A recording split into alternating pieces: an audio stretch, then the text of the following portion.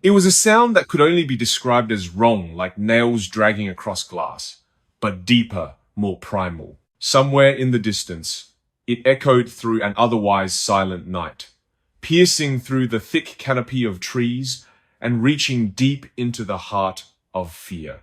This wasn't just any scream. It carried weight, raw pain, and something unnatural, almost mechanical. It didn't belong to this world, or at least not the one we thought we knew. Hi everyone, you're listening to Thousand Fragments. The moment no one saw, the memory no one kept. I'm bringing it back. Drop a comment below and let me know where you are today. I'm all ears, and let's begin. There was a time when small towns still held secrets, places untouched by modernity where whispers traveled further than cell phone signals ever could. A place like this existed in rural Virginia, a quaint little college town surrounded by dense forests, its main square dotted with cafes and bookstores, its charm hiding darker truths beneath its surface. For Chloe, an art history major turned passionate photographer, life here had been peaceful. She loved capturing moments frozen in time, finding beauty in forgotten corners of the landscape. Her apartment, filled with photographs hanging on every wall, told stories of her own journey. Landscapes bathed in golden sunlight. Portraits of strangers caught unawares. Details so sharp they made your breath catch. But none of those photos would prepare anyone for what happened next. On the evening of June 18th, Chloe planned to meet her best friend Jessica at their favorite local pub to celebrate good news, a new job offer for Jessica. It seemed like just another Friday night. The kind where laughter spilled out onto the streets, and neon signs cast soft glows over cobblestone sidewalks. But as dusk settled, something shifted. At first, it was subtle, a flicker of unease in the air, a pause between bird calls that lingered too long, but soon, it became impossible to ignore. Jessica arrived at Chloe's apartment around 7:30 p.m., knocking gently on the door. There was no answer. Strange, she thought, considering how punctual Chloe usually was. After several attempts, Jessica pulled out her phone to call, only to hear it go straight to voicemail. Concern crept in, growing heavier with each unanswered attempt. Finally, driven by instinct, she tried the doorknob and found it unlocked. The apartment inside was eerily quiet, too quiet. The lights were on, casting warm pools of light over furniture arranged neatly, yet there was an oppressive stillness that felt suffocating. On the coffee table sat Chloe's camera bag, untouched, while her phone lay beside it, silent, except for the occasional buzz from notifications. Everything looked normal, except for one thing. The camera itself wasn't inside the bag. Instead, it rested carelessly on the floor nearby, as though dropped in haste. Jessica hesitated before picking it up, her fingers trembling slightly. As she powered it on, the screen lit up with the last image taken. What appeared shocked her to the core, a close-up shot of Chloe herself, her face twisted in terror, mouth wide open as if screaming silently. Behind her, reflected faintly in a mirror propped against the wall, stood a figure unlike anything human. Its features blurred together in ways that defied logic. Too many teeth, eyes set impossibly far apart, hands elongated unnaturally. And then there was the object clutched tightly in its grasp, gleaming under the artificial light. A knife, its blade stained darkly. Frozen in place, Jessica stared at the photo, her mind racing. How could this happen? Where is Chloe now? Panic clawed at her chest, but she forced herself to act. Grabbing her phone, she dialed 911 with shaking hands, explaining everything she saw. Officers promised immediate assistance, but until they arrived, Jessica decided to stay put, hoping against hope that Chloe might return safely. But she never did. By morning, police officers swarmed the apartment, combing through every inch for clues. They questioned neighbors, searched surrounding areas, and eventually uncovered Chloe's body in the bedroom.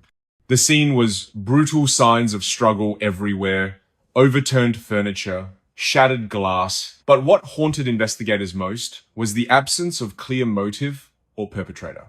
No forced entry, no evidence of robbery, nothing pointing toward who or what had caused such violence. Back at the station, Detectives examined the camera closely, running tests on the final photograph. To their astonishment, the reflection in the mirror revealed even more chilling details. Not only did the mysterious figure appear distorted, but faint symbols carved into its skin matched ancient markings found in folklore about entities lurking in shadows, waiting for victims who wandered too close. These weren't random scratches, they formed intricate patterns resembling spirals and fractured angles, language older than recorded history. As days turned into weeks, theories emerged. Some believed Chloe had stumbled upon something forbidden, perhaps during one of her late-night photography sessions exploring abandoned buildings nearby. Others whispered about supernatural forces, claiming the forest beyond the town limits harbored spirits angered by trespassers. Regardless of belief, one fact remained undeniable. Whatever took Chloe had left behind evidence impossible to ignore. Years passed, and the case grew cold. Detectives changed, leads dried up, and eventually only fragments of memory lingered among residents. That is, until a breakthrough came unexpectedly. During routine inventory checks at a correctional facility hundreds of miles away, authorities discovered a box containing personal effects belonging to inmates executed decades prior. Among them was a single photograph identical to the one taken in Chloe's apartment, a snapshot of her terrified expression alongside the monstrous reflection. Further investigation revealed connections previously overlooked. Marcus Thorne, convicted serial killer responsible for multiple disappearances throughout the region, once worked as a delivery driver in the very same town during the summer of 2004. His pattern suggested he targeted young women living alone, using familiarity to lower defenses before striking. When confronted with the photograph during questioning, Thorne smirked cryptically, refusing direct answers but hinting at experiments involving mirrors and altered states of perception. Yet, questions persisted. Why take the photo? What purpose did it serve beyond mere documentation? More disturbingly, why did the reflection seem alive, capable of movement and interaction outside traditional boundaries? Detective Simmons delved deeper, uncovering classified files detailing similar incidents nationwide. Each victim shared common traits: young, observant individuals prone to curiosity, and each case involved inexplicable phenomena captured inadvertently via cameras. One file mentioned sightings near Copperfield, Michigan, linked to underground dwellings inhabited by beings described eerily close to Thorne's alleged creations. Another referenced legends from Native American tribes warning against disturbing sacred grounds marked by spiraling carvings. Simmons reached out to Evelyn Vance, former waitress at the infamous Stanley Hotel, whose disappearance baffled authorities for years. Reports claimed Evelyn vanished without a trace, leaving behind a red uniform jacket and strange reflections seen in windows by guests afterward. Could these two cases be connected? Simmons theorized both women encountered something otherworldly, drawn to their sharp observations and ability to notice things others missed. Meanwhile, Chloe's story resurfaced online, sparking renewed interest among true crime enthusiasts and paranormal investigators alike. Videos popped up speculating about dimensional portals opened accidentally, allowing creatures from alternate realities to cross over. Comment sections overflowed with theories ranging from plausible to absurd, all centered around one haunting question. What really happened to Chloe? Then came the twist. Months later, a maintenance worker assigned to clean out storage units, rented under aliases connected to Marcus Thorne, uncovered something extraordinary, a series of journals written meticulously in his handwriting. Within these pages, Thorne documented rituals performed secretly within isolated locations, describing encounters with entities beyond comprehension. He spoke of mirrors acting as gateways, tools used to summon beings willing to bargain for power in exchange for sacrifices. Most alarming were sketches accompanying the text, bearing uncanny resemblance to the figure reflected in Chloe's final photograph. Authorities debated whether to believe him.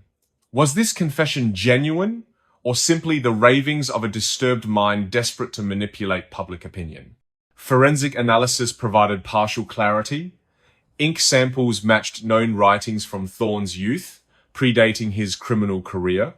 Combined with witness testimonies recalling odd behaviors exhibited by Chloe shortly before her death, frequent visits to antique shops specializing in ornate mirrors, late-night research sessions focused on occult practices, it painted a picture both terrifying and compelling. Could Chloe have unknowingly triggered something irreversible?